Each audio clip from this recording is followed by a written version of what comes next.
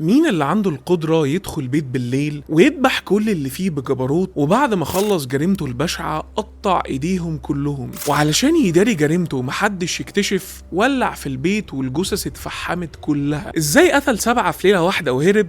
وازاي الشرطة قدرت توصل له؟ اهلا بيكم في حلقة جديدة، معاكم سامي، وما تنسوش تعملوا سبسكرايب للقناة، وخلونا النهاردة نعرف حكاية لغز مذبحة البحيرة.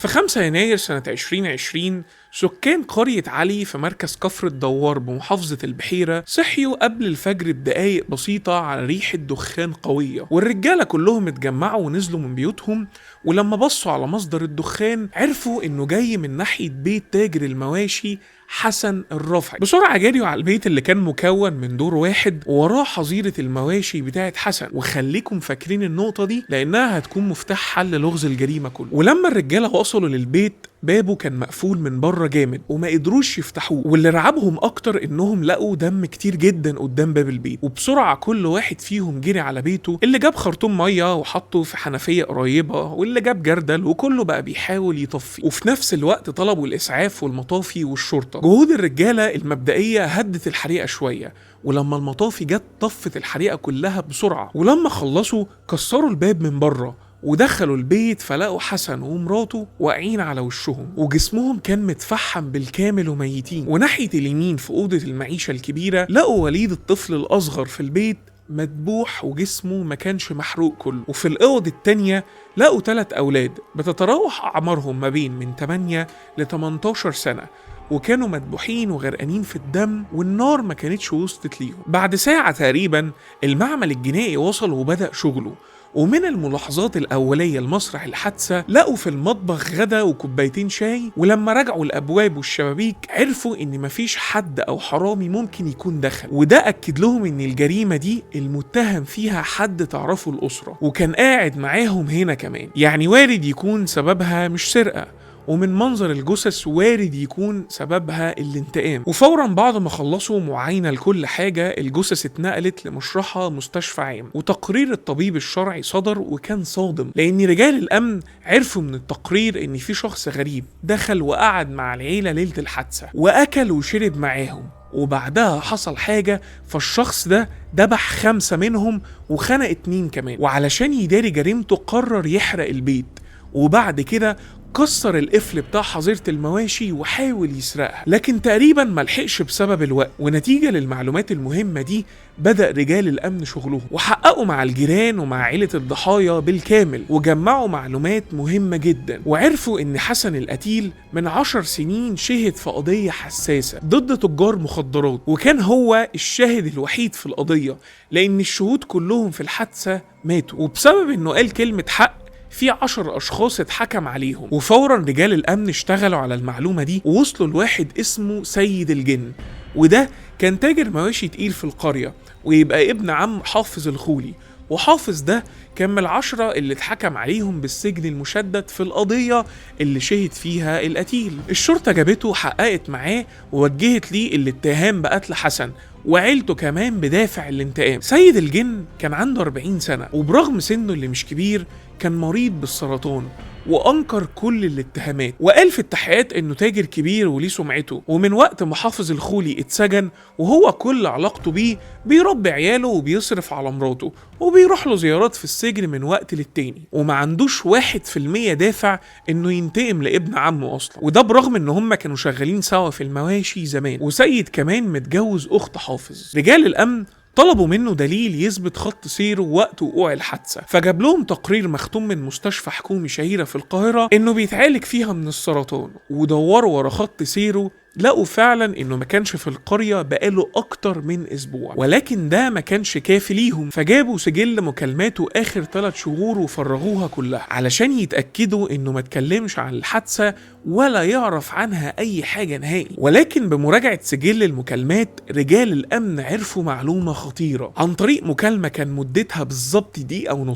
جات لسيد الجن من جزار في القرية عندهم اسمه شاكر الخضيري، اتصل بسيد وسأله عن مواشي عايز يشتريها منه، فسيد قال له انه مش عايز يتعامل معاه علشان ما بيسددش فلوسه في ميعادها وبيتأخر وبيعمل حوارات، وكمان سمعته في القرية بقت سيئة بسبب مشاكله المادية، وما بقاش حد حتى من الناس عايز يشتري منه. رجال الأمن أفرجوا عن سيد الجن، وللاحتياط حطوا عليه مراقبة مخففة، وبعتوا فورا قوة من القسم علشان تقبض على شاكر. ولكن المفاجأة إنه ما كانش موجود في بيته، ولما سألوا والدته وأسرته لأنه كان عايش معاهم ومش متجوز ولا عنده أسرة وعنده 37 سنة، قالوا إنه مختفي في نفس وقت وقوع الجريمة. فرجال الأمن تتبعوا خط سيره عن طريق رقم موبايله، وعرفوا إنه آخر مكان راحه كان برج العرب في محافظة اسكندرية. فورا بعتوا قوة لهناك تدور وراه، ونشروا صورته في دوريات الشرطة وفي الأقسام والمستشفيات وأي مكان ممكن يكون عدى عليه. ولمدة يوم كامل ما كانش فيه أخبار عنه، لحد ما جت لاسم الشرطة هناك معلومة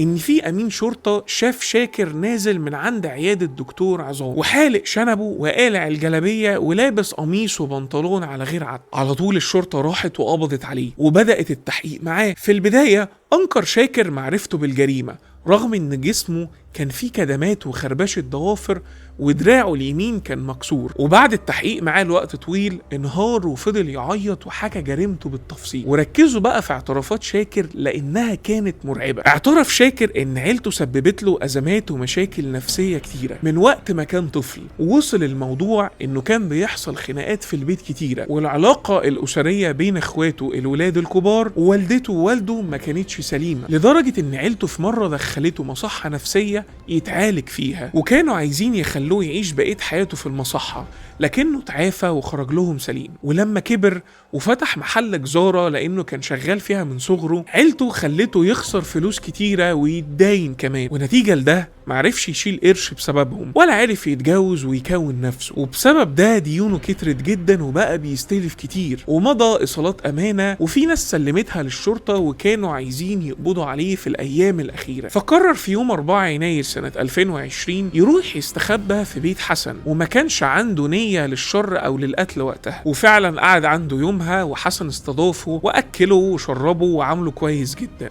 وفي نفس الليلة دي شاف شاكر المواشي اللي كانت عند حسن، وجات له فكرة ان قبل الفجر بعد ما حسن وعيلته يكونوا ناموا يدخل الحظيرة ويسرق المواشي. وفعلا اكلوا وحضروا الشاي وكله نام قبل الفجر بوقت. ويوم 5 يناير خرج شاكر من البيت ودخل لحظيرة المواشي، وبحديدة معاه كسر القفل، ولكن على صوت كسر القفل صحي حسن وجري عليه ومنعه ان هو يسرق المواشي. فطلع شاكر سكينة من هدومه وطعنوا بيها كذا طعنة وذبحوا. مين شافهم؟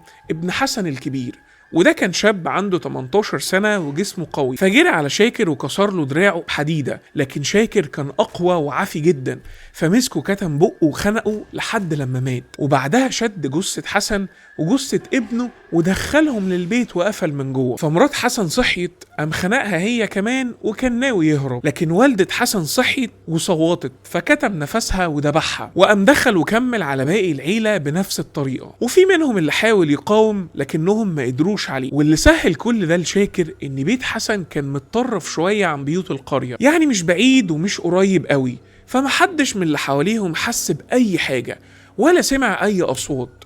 وعلشان رجال الأمن يتأكدوا إن كل حاجة سليمة في القضية برغم اعتراف شاكر بكل التفاصيل، خدوا عينة من دمه والطب الشرعي حللها، فلقوها هي نفس عينة الدم اللي لقوا منها أجزاء بسيطة في مسرح الجريمة. وفيما بعد حاول شاكر بالمحامي بتاعه يقلب القضية ناحية إنه مريض نفسي وإنه شخص مش طبيعي أو عاقل بحجة الظروف الأسرية والمصحة اللي دخلها، وده خلى المسؤولين يحاولوه وكشفوا عليه وعرفوا انه سليم وفي كامل قواه العقلية. وفي شهر فبراير من سنة 2020 حولت المحكمة القضية لفضيلة مفتي الجمهورية وتأيد الحكم بإعدام شاكر، علشان في 27 فبراير تقضي محكمة الجنايات بقرار إعدام المتهم. ويوم 1 مارس سنة 21 الحكم اتنفذ واتعدم شاكر على المذبحة المرعبة اللي عملها في حق أسرة ما كانش ليها ذنب في حاجة نهائي. في نهاية الحلقة شاركونا في الكومنتات، هل شاكر كان قاتل بالفطرة وظهرت حقيقته، ولا الضغوط والديون هي اللي حولته لكده؟ وشكرا جدا ليكم.